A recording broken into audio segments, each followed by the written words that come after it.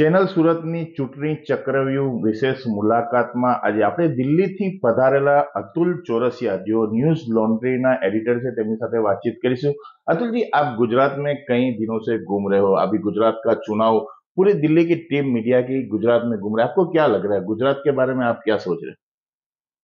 एक तो ये इस पे बोलना थोड़ा सा खतरे से खाली नहीं, क्योंकि मैं भी गुजरात को बाहरी के तौर पर समझने की कोशिश कर रहा हूँ। और क्या यहाँ के रंग ढंग है, क्या यहाँ के चुनावी माहौल है। मेरा अब तक का जितना, जिस इलाकों में मैं जितना लिमिटेड इलाकों में गया, उसके हिसाब से देखें तो कुछ हिस्से ऐसे हैं जहां पर तीसरी पार्टी के तौर पर, इंटरनेट के तौर पर आम आदमी पार्टी को लेकर एक उत्साह है। ये ज्यादातर बाकी हिस्सों में, जैसे साउथ गुजरात का ये जो और सूरत के आसपास का इलाका है, इसमें आम आदमी पार्टी कई कई सीटें ऐसी हैं जिसमें डायरेक्ट टक्कर में है, सीधे सीधे टक्कर में है भारतीय जनता पार्टी की। इसके अलावा बाकी हिस्सों की अगर बात करें जहां हमें, तो वहां पर मोर और लेस ये पुराना कॉन्टेक्स्ट ही जैसा मुझे दिख रहा है, जिसमें बीजेपी और कांग्रेस के बीच टक्कर चल रही है। और पिछले बार के मुकाबले अगर देखा जाए तो कांग्रेस उस तरह से एक्टिव नहीं है। कांग्रेस की पिछली बार मेरे ख्याल से 2002 के बाद से सबसे अच्छा परफॉर्मेंस रहा था 2017 के चुनाव में। 78 जो उनकी सीटें थी, और वोट परसेंटेज उनका 41.5% तक चला गया था, 2.5% बढ़ा था। तो उस लिहाज से अगर देखें तो कांग्रेस पार्टी इस बार बहुत लो की अफेयर है, बहुत उनका साइलेंट कैंपेन है। कोई बड़ा नेता नहीं आ रहा है, कैंडिडेट्स अपने दम पे प्रयास कर रहे हैं।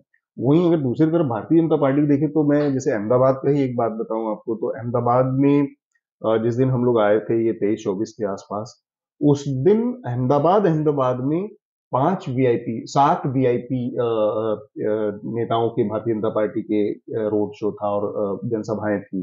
और सबके सब कोई दिल्ली से, कुछ केंद्रीय मंत्री थे और उनके प्रेसिडेंट थे, नड्डा साहब, तो तमाम लोग। तो भारतीय जनता पार्टी का कैंपेन उस लिहाज से बहुत एग्रेसिव है।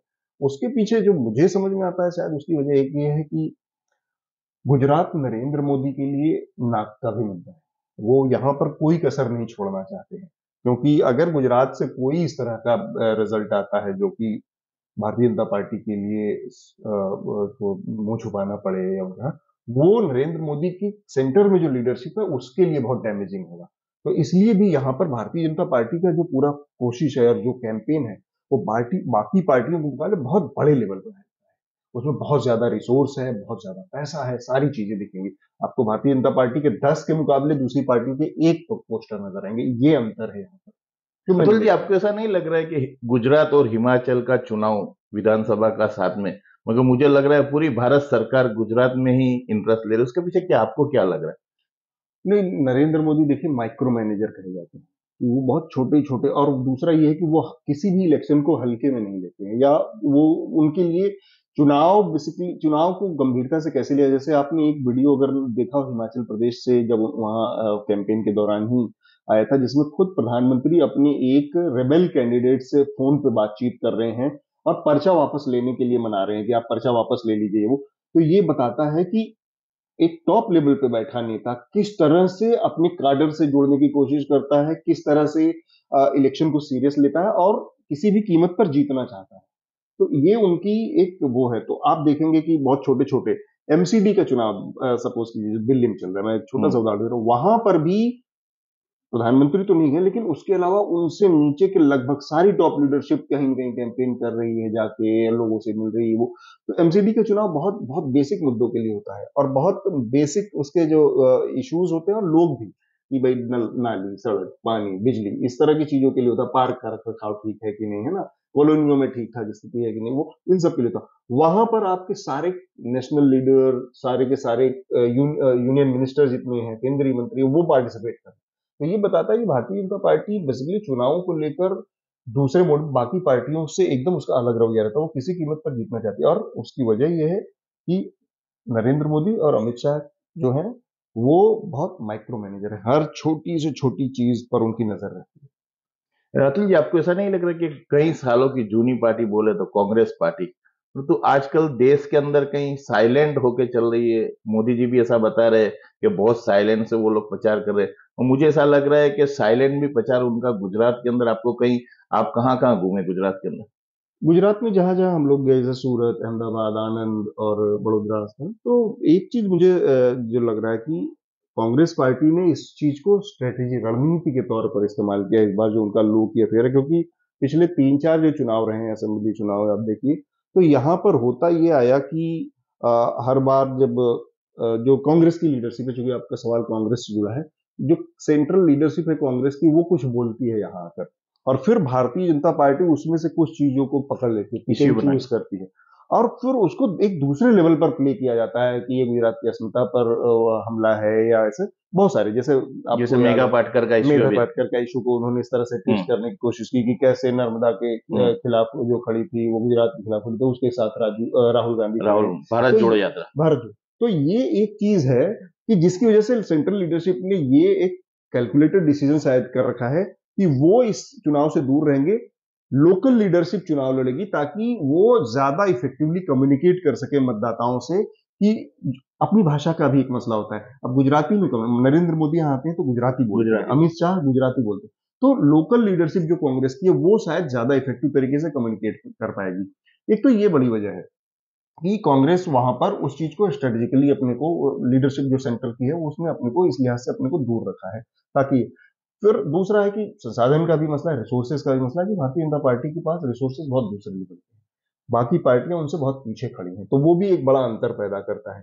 जैसे मैं यहाँ पर मीडिया के नजरिए से देख रहा था कि बड़े पैमाने पर यहाँ का मीडिया जो है मेन स्ट्रीम मीडिया, अखबार हो चाहे चैनल हो, वो बाकी पार्टियों को कवर ही नहीं कवर कर रहे। नहीं। और ये किस बिना पर हुआ है? ऐसा नहीं है कि दूसरी पार्टियों ने, मतलब उतना तो नहीं, भारतीय जनता पार्टी ने जितना एड का विज्ञापन का पैकेज दिया है उतना तो नहीं दूसरी पार्टियां दे पाएंगी विपक्षी, लेकिन छोटी पार्टियों दूसरी पार्टियों ने भी दिया है, कांग्रेस की तरफ से भी ऑफर होंगे, आम आदमी पार्टी की तरफ से भी ऑफर हो, लेकिन उसको ठुकराने का खतरा उठाकर उनको अवॉइड कर रहा है मीडिया, मेन स्ट्रीम मीडिया विपक्षी पार्टी को। तो यानी कि भारतीय जनता पार्टी उस स्थिति में है कि वो अपनी तरफ से तो ऐड का वादा कर रही है, लेकिन जो उन्होंने दूसरी पार्टियों को ठुकराया उसको भी कंपनसेट कर रही है कि इस हिस्से को भी हम ही पूरा करेंगे, कि आप कांग्रेस जो वादा जो आपको पैकेज दे रही है, अपना विज्ञापन दे रहे हो उसको ठुकराओ, ठुकराओ हम आप दे जो दे देंगे। रहे हो उसको भी ठुकराओ, वो भी हम ही देंगे, और जो हमारा छपेगा उसका।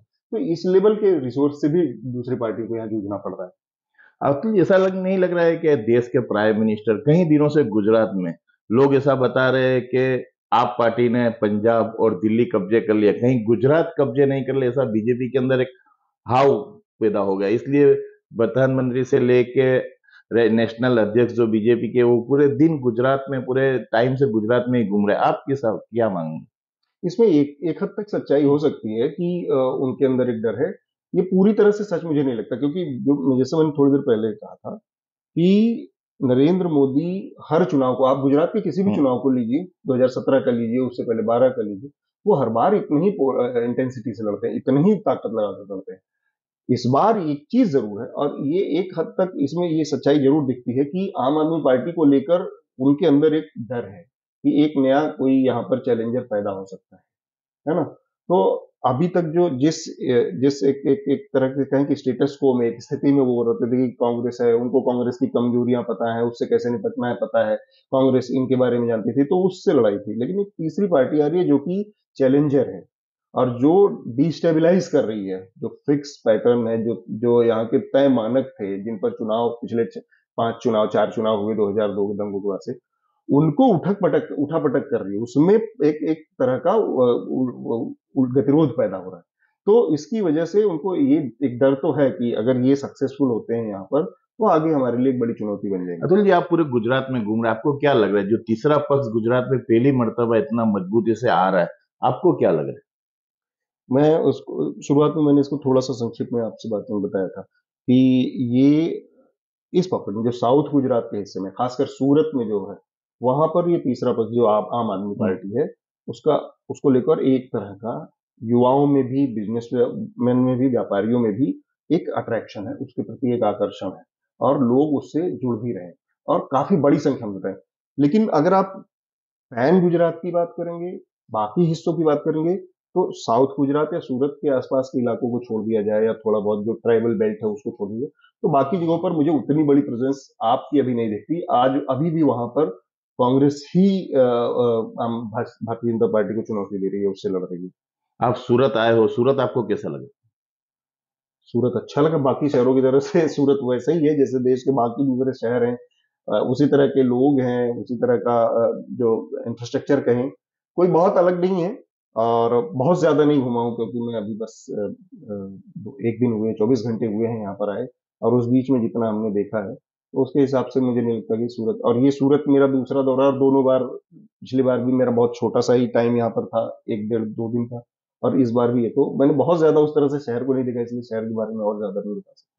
દર્શક મિત્રો, આ હતા ન્યૂઝ લોન્ડ્રીના અતુલ ચોરસિયા. તેઓ ગુજરાતમાં ફરી રહ્યા છે. ગુજરાત વિધાનસભાની ચૂંટણીમાં ગુજરાતનો શું માહોલ છે, તેમજ ગુજરાતમાં આગામી દિવસોમાં કોની સરકાર બનશે, કોણ ક્યાં જશે, કે ક્યારે કયા મતદારો ક્યાં જશે અને મતદારોનો શું અનુભવ છે, તે તમામ માહિતી આખા ગુજરાતભરમાં ફરીને તેઓ લઈ રહ્યા છે. તેમની ટીમ સાથે આણંદ, અમદાવાદ, બરોડા તેમજ અન્ય શહેરોમાં પણ તેઓ જઈ રહ્યા છે. આજે તેઓ સુરત આવ્યા હતા અને ચેનલ સુરતના સ્ટુડિયોમાં આવ્યા હતા. તેમના જોડે કેટલીક વિશેષ વાતો કરી અને તેમના અનુભવ પણ જાણ્યા. કેમેરામેન સંજય મિસ્ત્રી સાથે વહાબ બેલીમ આપને રજા આપશે.